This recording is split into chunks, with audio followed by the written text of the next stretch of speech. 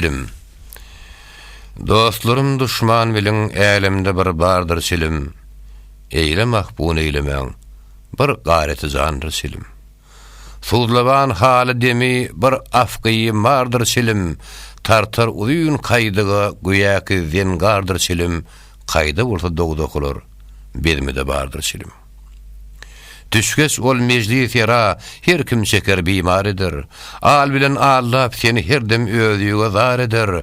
Sağ salamet koymayın imdi ödüğe ar eder. Golayığını şel kılıp halkı sıra anı har eder. Bu sapatlar birle ol çekmeyen ki betkerdir silim.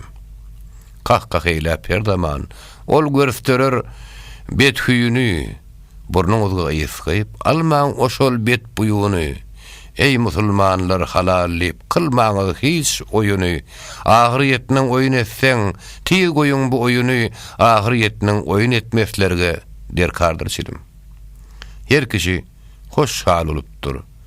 Jimu lam mim atyga nige pikir etmez oşol kim bir peliyetiniň zatyga.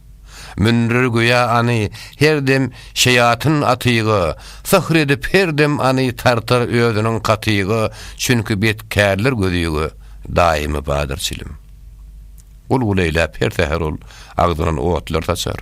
Her kişi akıl durur kim beýle bet buýdan gaçar, kim ani elge alar gögsün anyň sary açar, itikat etse halal lip din islamdan geçer, din islamdan geçerge bir sebäpkärdir silim.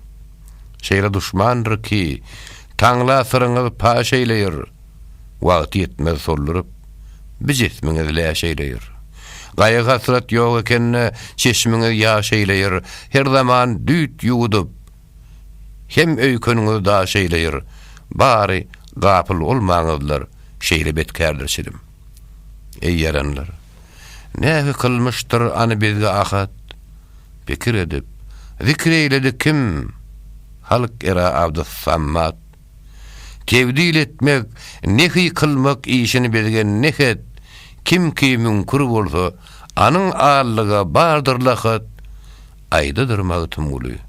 Bir bennäge, nardır silim.